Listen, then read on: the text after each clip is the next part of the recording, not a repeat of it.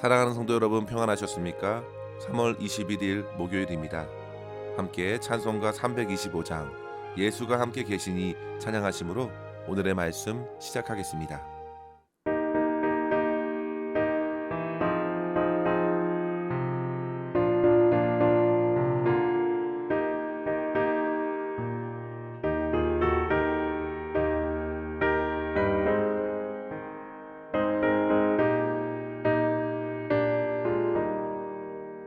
예수가 함께 계시니 시험이 오나 겁없네. 기쁨의 근원 되시는 예수를 위해 삽시다. 날마다 주를 섬기며 언제나 주를 기리고 그 사랑 안에 살면서 딴 길로 가지 맙시다. 이 세상 사는 동안에 주 이름 전파하면서 무한한 복락 주시는 예수를 위해 삽시다.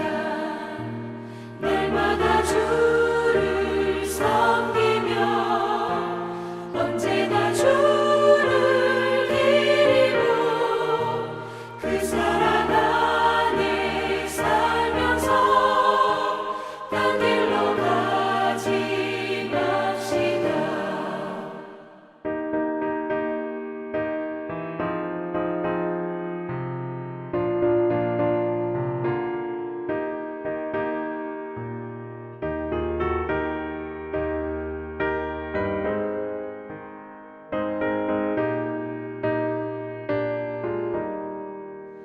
이 세상 친구 없어도 예수는 나의 친구니 불의한 일을 버리고 예수를 위해 삽시다. 날마다 주를 섬기며 언제나 주를 기리고 그 사랑 안에 살면서 딴 길로 가지 맙시다. 주께서 심판하실 때 잘했다 칭찬하리니 이러한 상급 받도록 예수를 위해 삽시다. 날마다 주를 섬기며 언제나 주를 기리고 그 사랑 안에 살면서 딴 길로 가지 맙시다.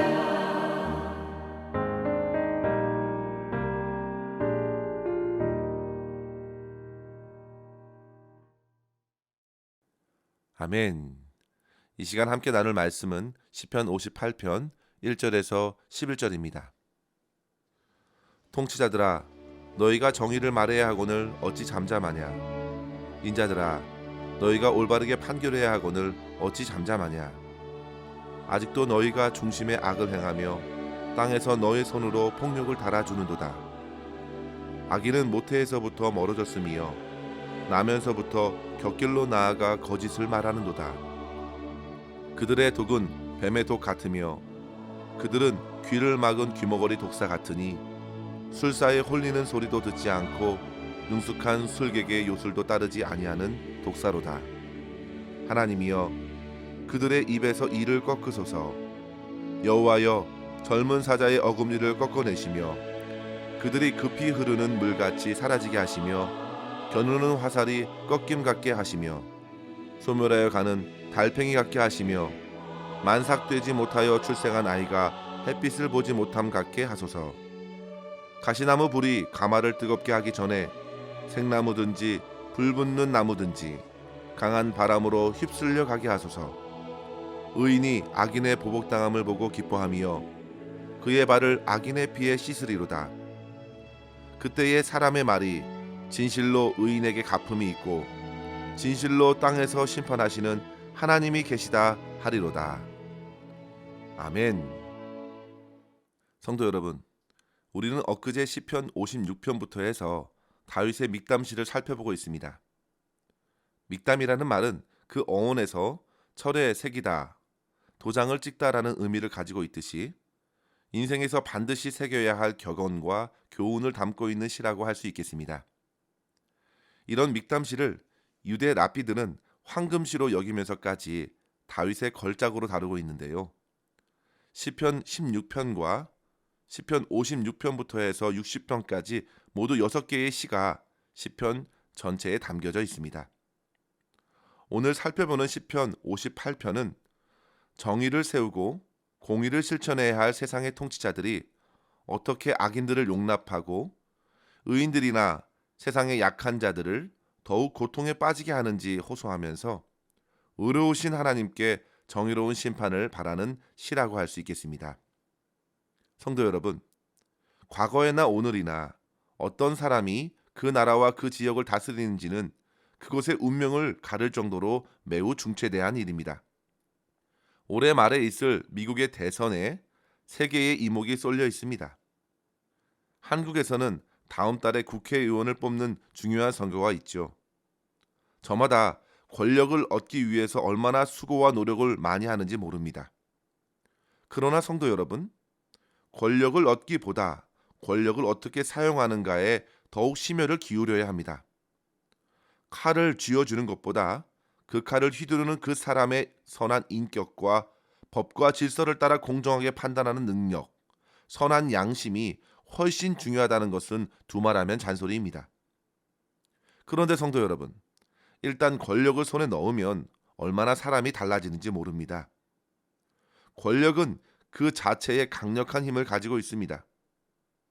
리차드 포스터는 그의 책 돈, 성, 권력에서 이 땅의 모든 권력은 두 가지의 형태로 나타날 수 있는데 하나는 파괴를 일으키는 권력이고 또 다른 하나는 창조를 가져오는 권력이라고 했습니다. 그는 권력은 비교적 중립적으로 설명하라 했지만 실제 아담 이후부터 나타난 권력을 향한 인간의 욕심은 실로 수많은 악들을 일으켰다고 강조합니다. 하나님 위에 오르려고 했고 서로 대적하면서 사람들 사이에 경쟁과 전쟁으로 벌어져 관계를 파괴하는 것으로 나타났습니다. 바로 오늘 시편 58편에서 다윗은 그와 같은 타락하고 불의한 통치자의 모습을 가지고 하나님께 호소하고 있는 것입니다. 1절 말씀에 보시면요. 통치자들은 마땅히 정의를 말해야 하지만 잠잠하였습니다.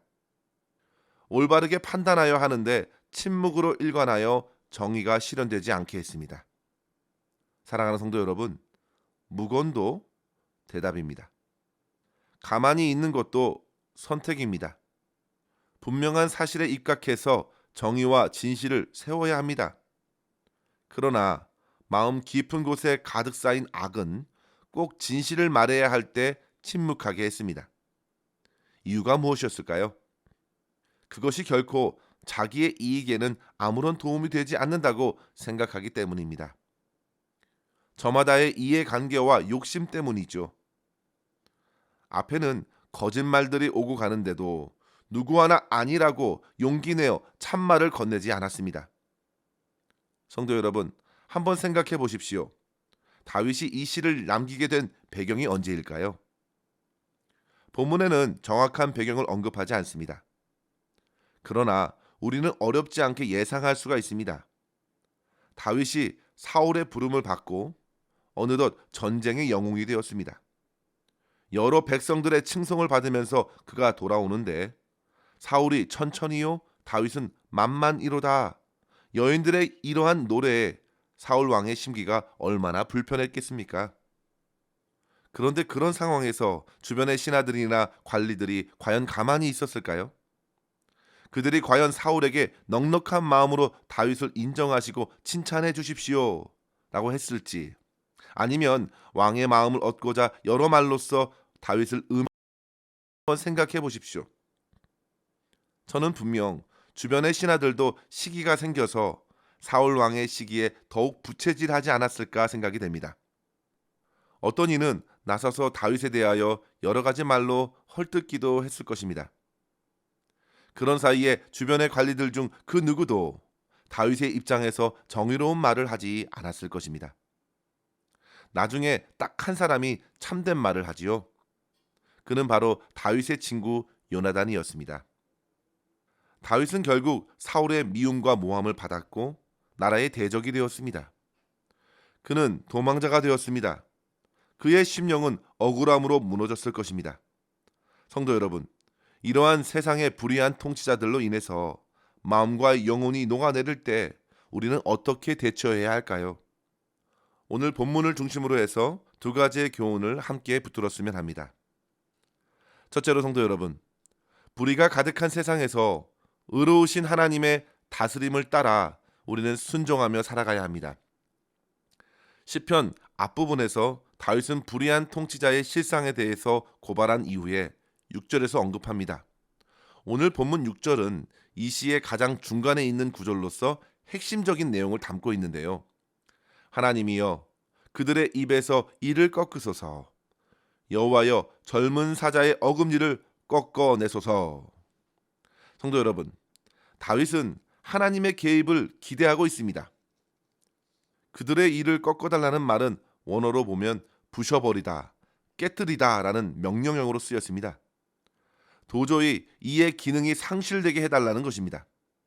다윗은 앞서 악인들을 독사로 비유했지요. 독사가 독을 넣지 못하도록 이 자체를 부셔달라는 것입니다. 또한 젊은 사자의 강력한 어금니도 깨뜨려 주시길 구합니다.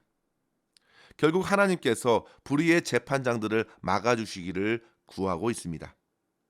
성도 여러분, 이 땅에 불의한 일을 겪을 때마다 우리가 할 수 있는 것은 하나님의 의로운 통치를 구하는 것입니다. 하나님께서 악한 지도자의 행실을 막아주시길 구하는 것입니다. 가장 높으신 하나님께서 진정한 재판장이시고 통치자이심을 고백하십시오. 우리나라의 재판도 3심제로 이어지듯이 1심에서 2심에서 억울한 일을 당해도 마지막 대법원 판결을 기대할 수 있습니다. 그러나 성도 여러분, 우리는 이 세상의 어그러진 판결이 아닌 하나님의 판결 앞까지 가는 삶을 살아가는 성도입니다. 세상 법정에서 혹 인정을 받더라도 그것이 하나님 앞에서 얼마든지 바뀔 수 있습니다. 결국에는 진정한 재판장으로 계신 우리 주님께서 판결하시는 것이 영원한 것입니다. 이 사실을 믿음으로 인정하고 주님께서 이 세상을 공의와 진리로 다스려 주시기를 우리는 간구해야겠습니다. 또한 우리는 세상의 통치보다 더 위에 계신 의로우신 하나님의 통치 아래 있다는 사실을 인식하고 매일을 살아내어야 합니다. 불의한 세상을 주님께 호소하면서도 내가 그런 통치자가 된다면 얼마나 부끄러운 일이 벌어지겠습니까? 지금 다윗은 그렇게 어려울 때에 자기의 영혼을 깨워 하나님께 호소했습니다. 그런데 성도 여러분, 다윗 또한 가장 높은 왕에 있을 때에 한순간에 무너졌습니다. 우리 인생이 얼마나 약한 존재인지를 우리는 결코 부인할 수 없겠습니다. 그는 부하의 여인 밧세바를 취했고 그것을 감추고자 그의 남편 우리아를 은밀하게도 전장에서 죽게 했습니다. 그런 일을 1년 동안 진행하였고 여전히 그는 하나님 앞에 남아 있었습니다. 성도 여러분, 세상의 모든 죄는 결국 주님의 다스림과 재판 앞에 놓입니다. 이 땅에서 모든 죄가 해결되지 않고서 주님 앞에 서는 것은 참으로 불행한 일이 될 것입니다. 하나님께서는 결국 나단 선지자를 통해서 다윗을 깨워주셨고 그제서야 다윗은 정신을 차리고 자기의 완악한 죄를 고백하고 주님의 은혜를 구하게 되었습니다. 성도 여러분, 오늘 악한 통치자가 끝내 멸망할 수밖에 없는 이유가 무엇이었습니까? 4절과 5절 말씀에 보시면요, 그들은 귀를 막은 귀머거리 독사 같다 했고 술사에 홀리는 소리도 듣지 않고 능숙한 술객의 요술도 따르지 아니하는 독사라 했습니다. 그 앞에 능숙한 술객이 요술피리를 부는데 귀를 꽉 닫았기 때문에 자기 마음에 이끌리는 대로 판단하고 거짓과 폭력을 일삼는 것입니다. 성도 여러분, 이 말씀을 그대로 저와 여러분의 영혼에 적용해야 합니다. 우리는 주님의 말씀을 들어야 합니다. 진정한 통치자이신 하나님의 말씀을 듣지 않고서 어떻게 정의와 공의를 세워나갈 수 있겠습니까? 하나님께서 모든 저와 여러분의 일을 꺾으시기 전에 우리는 속히 말씀을 듣고 회개해야 하고, 말씀을 듣고 순종하며 주님의 통치가 우리의 삶에 나타날 수 있기를 간절히 기도하면서 오늘을 살아낼 수 있어야 되겠습니다. 성도 여러분, 이러한 은혜를 저와 여러분 풍성히 누릴 수 있기를 간절히 축원합니다. 둘째로 성도 여러분, 결국 우리는 악인을 심판하시는 하나님의 공의와 선하심을 끝까지 바라볼 수 있어야 합니다. 하나님의 정의와 공의는 심판을 통해 나타났습니다. 다윗은 그것을 구하며 고통의 시간을 통과했을 것입니다. 끝까지 그는 하나님의 공의와 선하심에 소망을 두었습니다. 다윗의 기도를 한번 보십시오.